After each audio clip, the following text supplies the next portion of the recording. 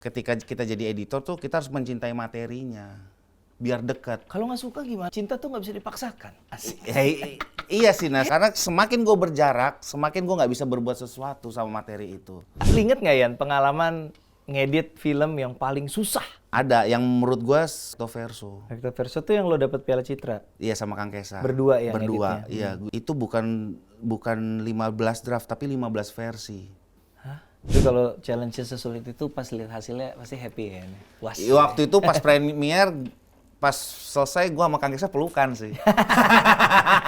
Makanya gue bukan sebel, tapi lebih gregetan bahwa editing khususnya di offline ya, bukan teknis sebenarnya.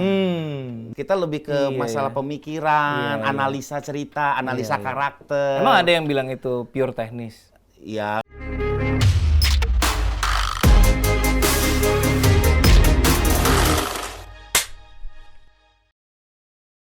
Buat teman-teman yang kurang paham, maksudnya project itu adalah ketika kita buka di dalam aplikasinya ya. Ketika buka aplikasi editing, ada jahitan-jahitan, ada file, itu namanya project gitu. Itu dia kan hanya sifatnya hanya manggil dari harddisknya gitu ya, manggil filenya. Berarti itu fatal ya? Fatal. Dan ya makanya pekerjaan itu sebenarnya bisa saja tidak dilakukan gitu loh sekarang gitu loh. Cuman karena itu sudah keterbiasaan. Kayak sekarang lo tahu reeling. Iya, reeling udah nggak butuh. Bener, reeling sebenarnya udah nggak relevan lagi.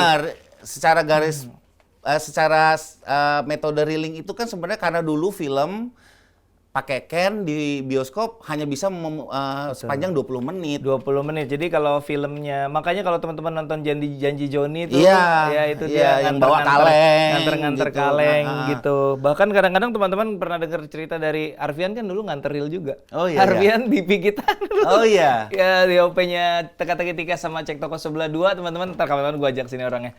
Dia dulu pernah jadi kurir reel juga. Dia cerita nganter film itu nggak harus nunggu filmnya selesai ya. 4 reel 1-2 dibawa dulu, reel 3-4 lagi muter iya. gitu. Ya memang si Janji Joni itu bermain di bioskop yang memang bersatu area ya. Satu area itu. Iya. Nah, satu can film itu 20 menit. Satu can itu. Which is sekarang dalam format digital sebenarnya sudah tidak ada lagi, tapi sebagai sebuah sistem kerja mempartisi sebuah film dalam durasi per 20 menit masih berjalan. Masih berjalan ya. Sekarang boleh lah 25 tapi menurut lu masih oke tuh masih dengan sistem gitu?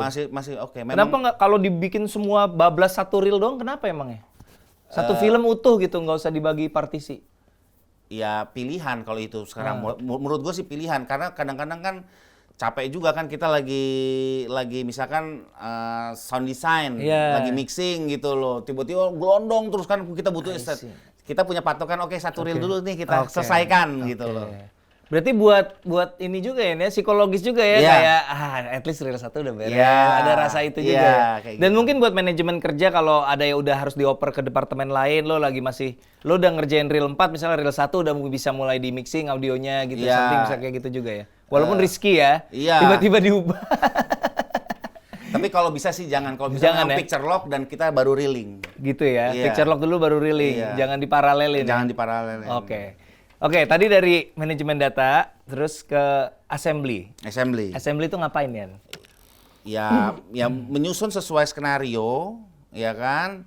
Tapi biasanya memang belum ada mood, belum ada, ya maksudnya masih sudah melakukan editing, tapi belum ada mood. Pokoknya kasarnya kita lihat materi. Kita lihat materi. Nah, gue mau nanya, kalau misalnya nih.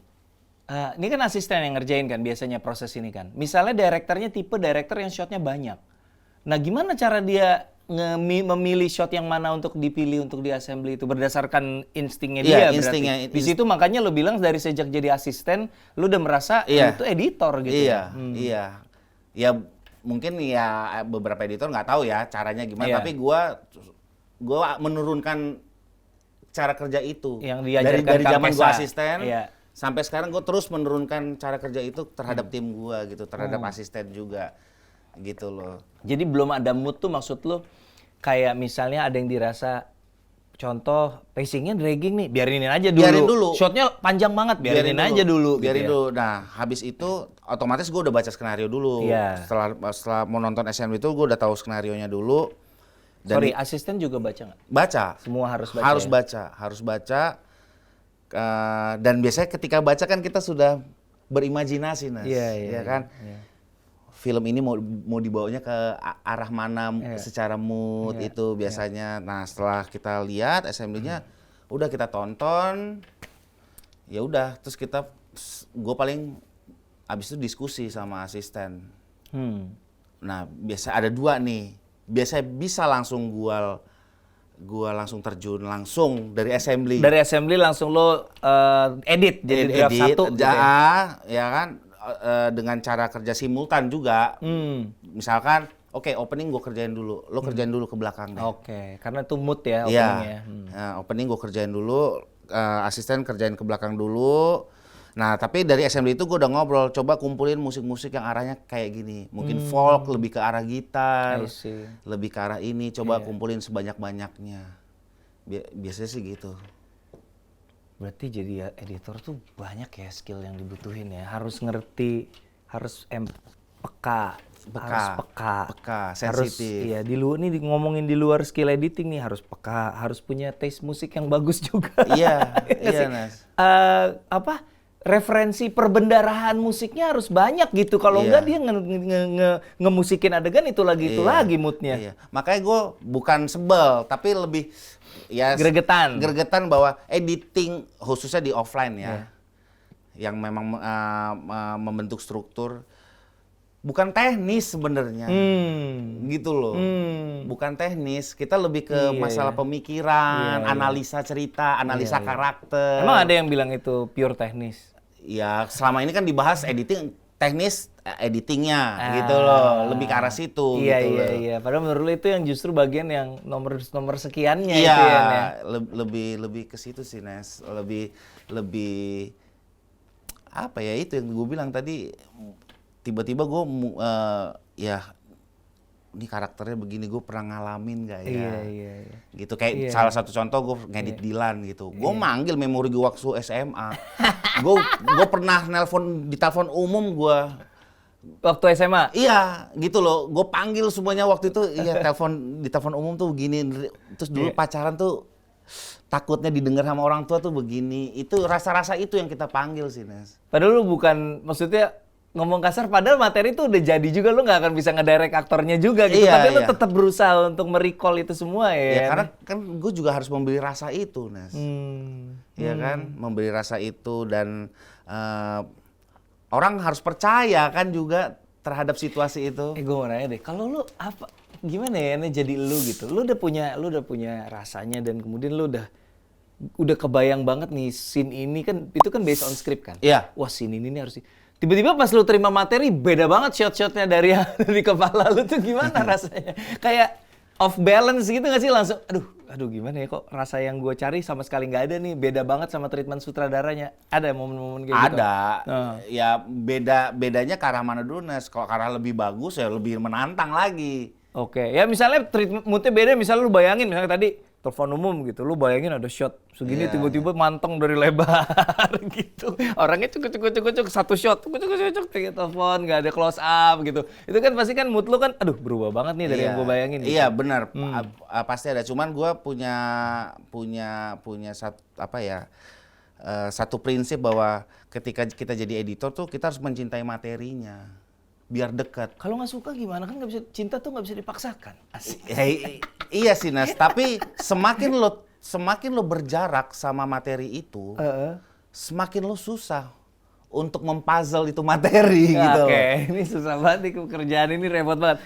Kalau lu nggak suka sama materinya gimana? Kan nggak mungkin semua materi yang jatuh ke tangan lu menurut lo bagus nih gitu. Pasti ada yang menurut lo, aduh kok gini sih materinya. Gimana cara lo memanage perasaan itu? Apakah lo akan mencari biar gimana pun juga lo cari adalah nih pasti sisi. Iya, selalu kayak gitu, Nas. Selalu. Gue selalu walaupun gue nggak suka ya, tapi kan dari awal kadang-kadang kan terima project gue udah tahu dulu bahwa ceritanya memang bagus ya gitu loh. Terus ketika dapat ya memang udah suka duluan gitu loh. Ya kalau misal materinya tidak sesuai apa yang gue bayangkan, ya itu gue terus akan ya manusiawi lah ketika ya misuh-misuh misalkan bahasanya ya. Kok gini banget sih? Kenapa begini? Kok begini banget sih? Aduh. Ya gua harus cepat-cepat buang. Gitu ya? Iya, gua harus cepat-cepat buang karena semakin gua berjarak, semakin gua nggak bisa berbuat sesuatu sama materi itu. Oh. Itu sih. Itu nggak sih Yan, kalau mau di ranking tantangan terbesar lu dalam bekerja tuh ketika lu nggak suka sama materinya. Iya nggak sih? Iya. Hah? Iya. Iya ya. Iya. Itu salah satu tantangan terberat ya. Ya, salah satu. Tapi mungkin yang lebih terberat mood sih. Maksudnya gimana tuh? Ya guanya lagi nggak mood. Oh, moodnya lagi nggak cocok untuk kerja. Untuk kerja atau untuk tipe cerita seperti itu? Untuk kerja. Oh, untuk kerja. Heeh. Ngelawan mood ya? Iya, ngelawan mood sih, Nes. Karena Ya misalkan lagi ada problem gitu misalkan gitu ya.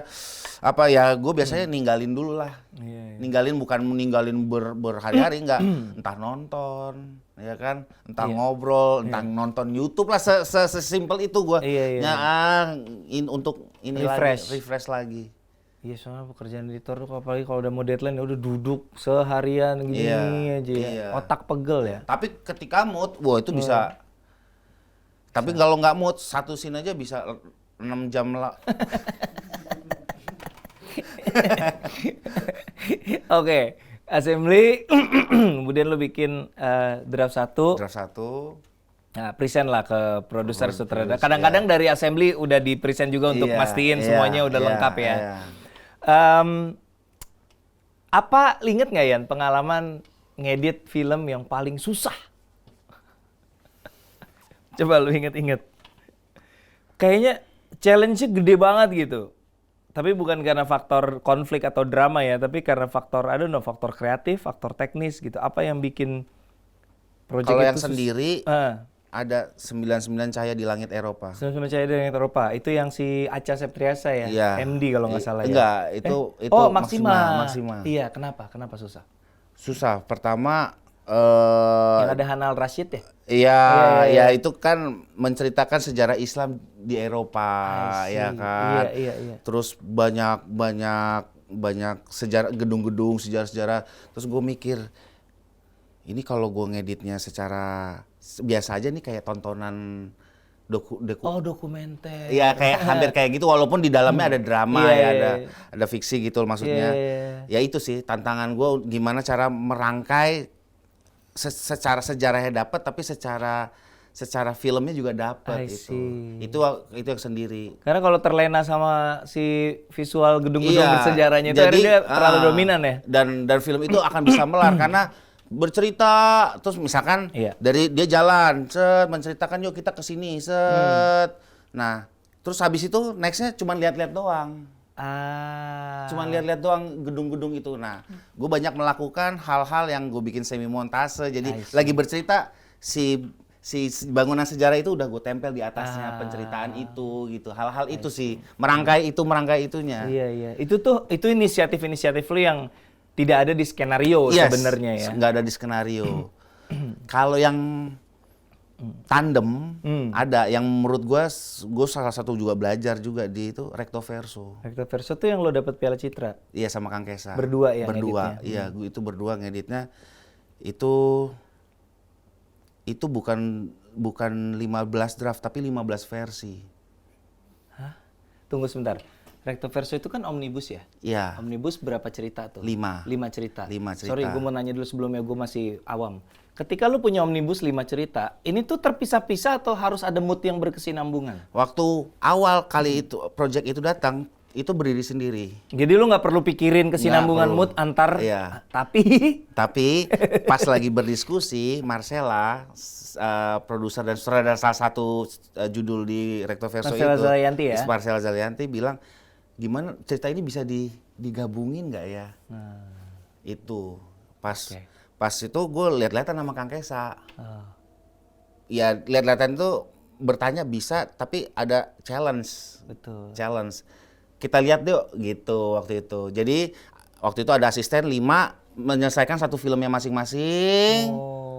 Udah dan baru setelah selesai gue mempuzzle itu. Kenapa harus berdua editornya? nggak tahu waktu itu memang Kak Kesa ngajak aja untuk tandem di film itu gitu loh. Untuk tandem, yuk Yan, yuk ngedit film Recto Verso nih. Awalnya sebenarnya untuk ngejagain dari 5 judul itu. Gue cuma 2 judul, Kak Kesa 3 judul. Bagi workload ya. Iya. Tapi akhirnya challenge yang dilempar Marcella itu membuat kalian mendapatkan penghargaan FFI ya. Iya, dan gue sering Best banget, editing. gue bilang sering banget sama Kang Kesa, Kang boleh nih kita sekali-sekali workshop kita ngebahas masalah Recto Verso. Karena jujur Nes, itu film yang memang gue tulis di post-it secara struktur. Jadi openingnya itu gue belum nonton lagi, bisa cari di mana ya Nih? Gue cari deh. Iya. Sorry. Openingnya itu judul A sampai sini, judul B sampai sini. Seterusnya gue tulis di post-it terus gue jajarin di meja. Seterusnya begitu. Jadi misalkan strukturnya A B C D E, nggak bisa balik A lagi. Jadi bisa mungkin ke C dulu, D B A seperti itu.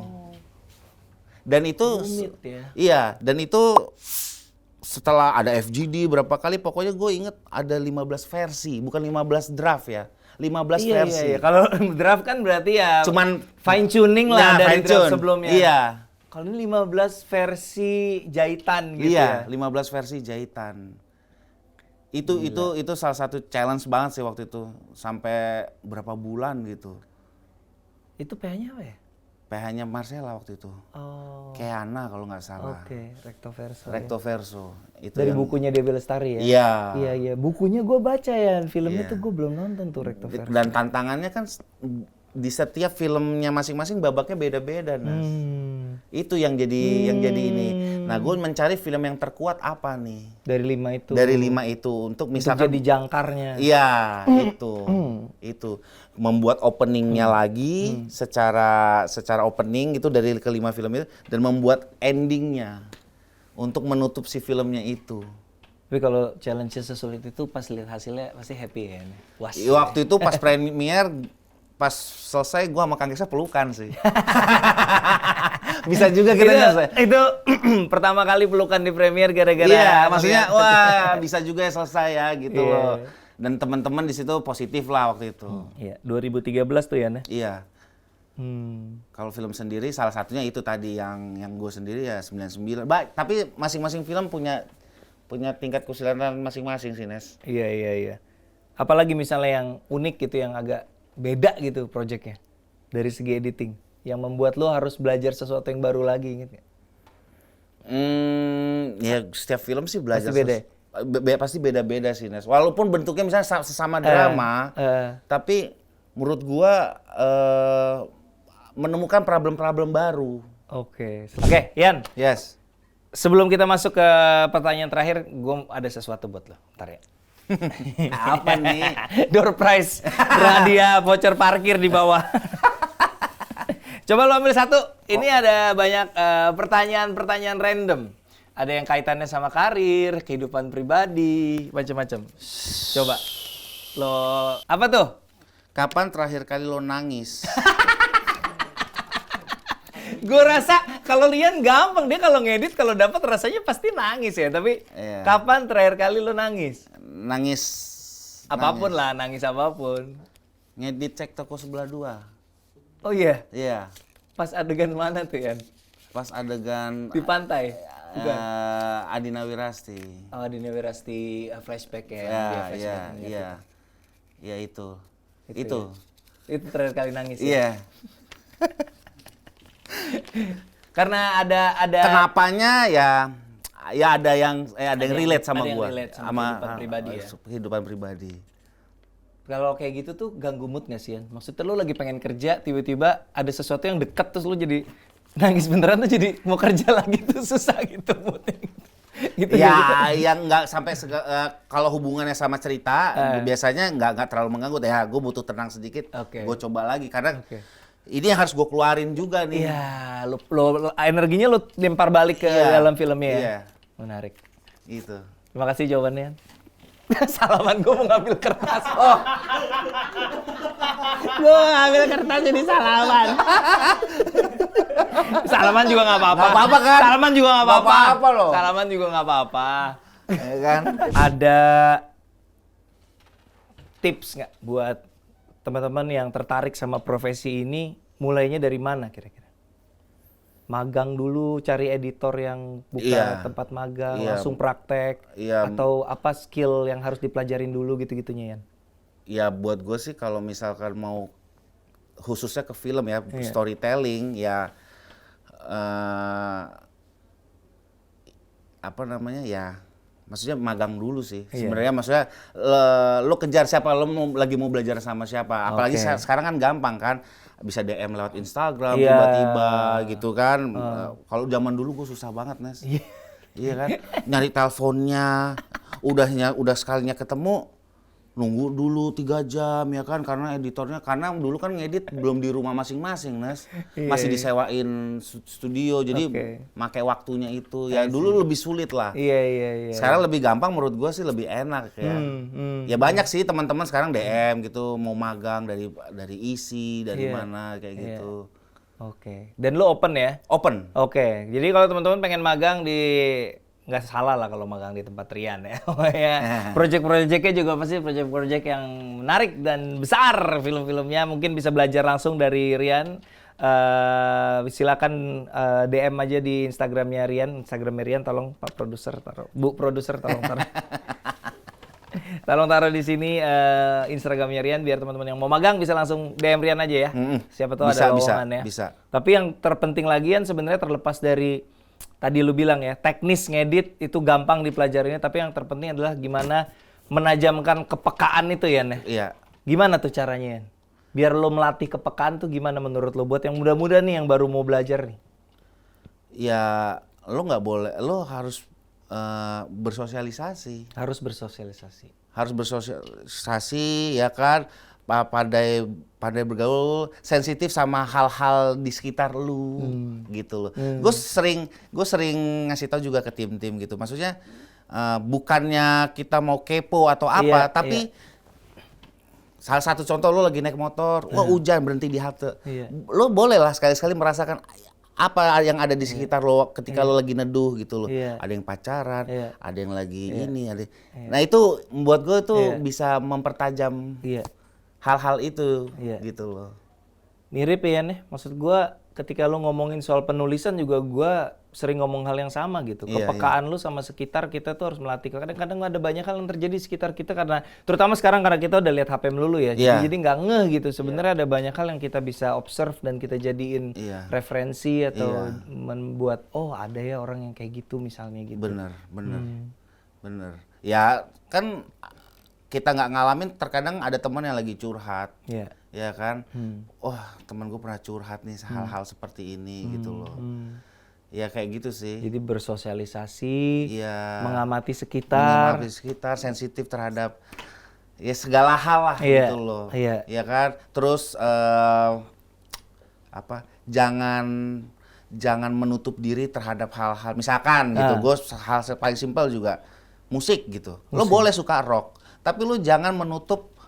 Lu denger dangdut, lu rasain tuh dangdut kayak gimana, lu denger keroncong kayak gimana, lu denger jazz kayak gimana, itu maksud gua. Dan bukan cuma denger ya, artinya lu bener bilang rasain, kayak lu mencoba memahami lah gitu. Kenapa sih orang suka gitu ya? Lu mungkin tahu dangdut, tapi lu dengerin nggak? Gitu, lu dengerin nggak, lu rasain. Mungkin lu tutup pintu, masuk kamar, lu coba rasain joget ya. Ya, maksud buat gue harus sedekat itu. Iya, karena ya itu ya, ketika lo mau menambahkan musik ke dalam draft editingnya, kalau referensi lo kurang. Ya kan editing juga ada hubungan dengan ritme juga ya kan.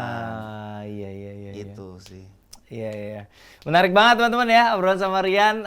Semoga teman-teman yang belum pernah tahu profesi editing jadi sadar bahwa ini adalah salah satu sosok yang berperan penting di dalam pembuatan sebuah film ya, editor. Dan buat teman-teman yang pengen jadi editor, bisa disimak tadi tips-tips dari Rian, melatih kepekaan, mengamati sekitar. Musik itu satu hal yang penting, selain ritme juga belajar memperluas referensi pembenaran, jangan terlalu terpaku pada satu genre. Yes. Gitu ya. Yes. Rian, thank you banget ya cerita-ceritanya. Seru banget ya. Thank you, Nes. Terima kasih banyak teman-teman sudah menyimak In Frame, sebuah bincang-bincang bersama para pelaku sinema. Kalau lo suka episode ini dan suka sama kontennya In Frame, bisa di-subscribe untuk membantu konten ini mencapai lebih banyak orang lagi di luar sana. Amin. Tapi kalau kamu tidak subscribe juga tidak apa-apa. Terima kasih sudah menonton. Thank you banget teman-teman. Sampai jumpa di episode berikutnya. Dadah.